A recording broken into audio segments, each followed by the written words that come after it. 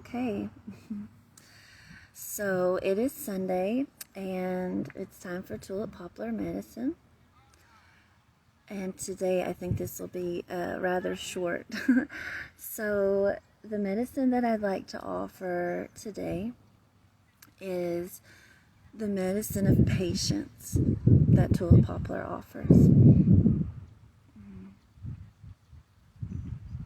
which is embodied, I think, by the blue heron medicine that is a part of Tulip Poplar. Like this ability to just stand in stillness for hours and hours and hours before it takes off in flight or before it makes that quick movement and catches the fish.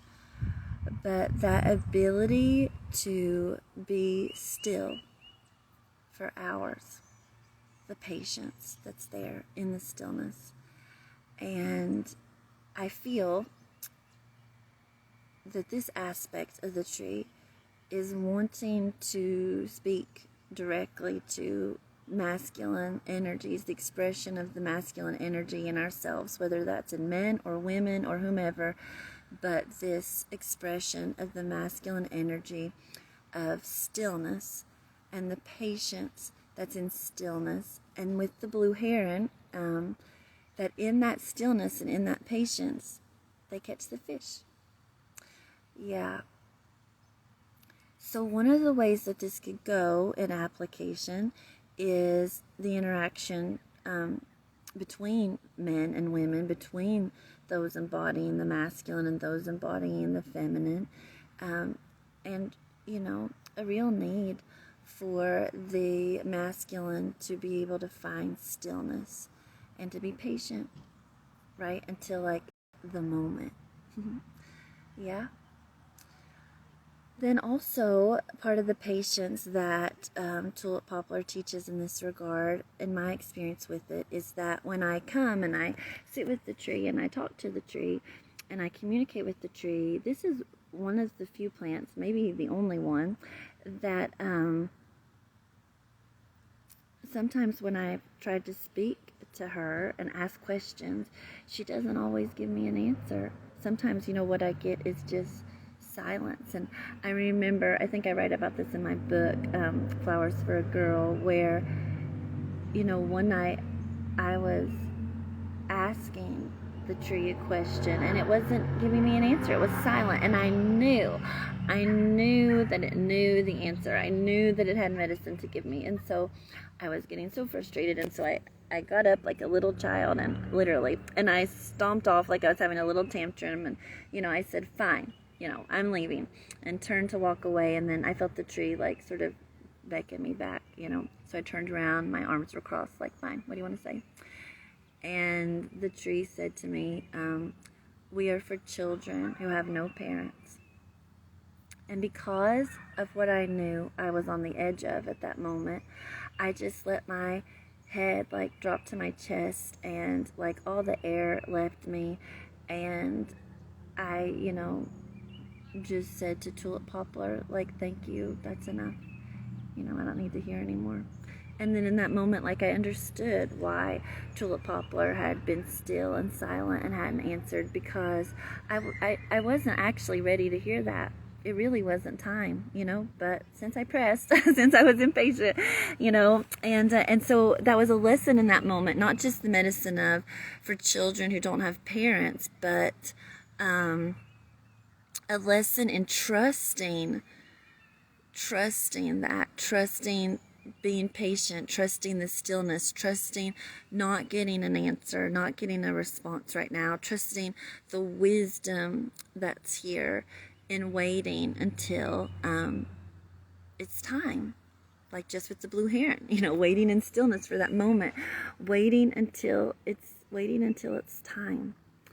So I have found this tree to be a medicine of patience, teaching me to be patient with myself, patient with others, patient with situations, with the world. I mean, you know how it is, like, sorry, I'm holding this a little crooked. We're in situations in life, and we're in seasons, and we just think, is this ever going to end? Is this ever going to change? And part of what it teaches is, patience. Or we look at ourselves and think, am I ever going to change? Patience. Are they ever going to change? Patience.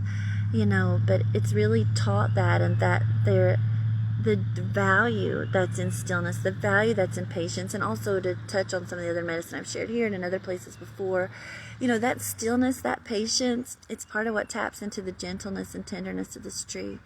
I mean, maybe someday it will express to me an energy of forcefulness, of pushing, maybe someday, but not yet. And it's been about 10 years.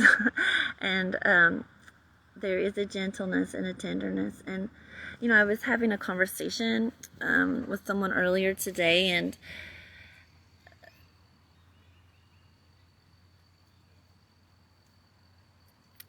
what they were communicating about the world and how they experience it and what they think the reality of things are, especially with like the masculine and the feminine energies and interactions. And they were trying to say that my way of speaking about what's possible, like gentleness and tenderness and things like that it just just wasn't like nice, that's what you think, but that's not the way things are. I don't know, I didn't say this to them because it wouldn't matter to them, but like I've sat with this tree for more than 10 years. It's taught so much, and I do think that it's possible, and I do think that part of what it shares is the way that it is, capital I, not the way that it is, not the way we're currently experiencing it, but the real essence of things is that.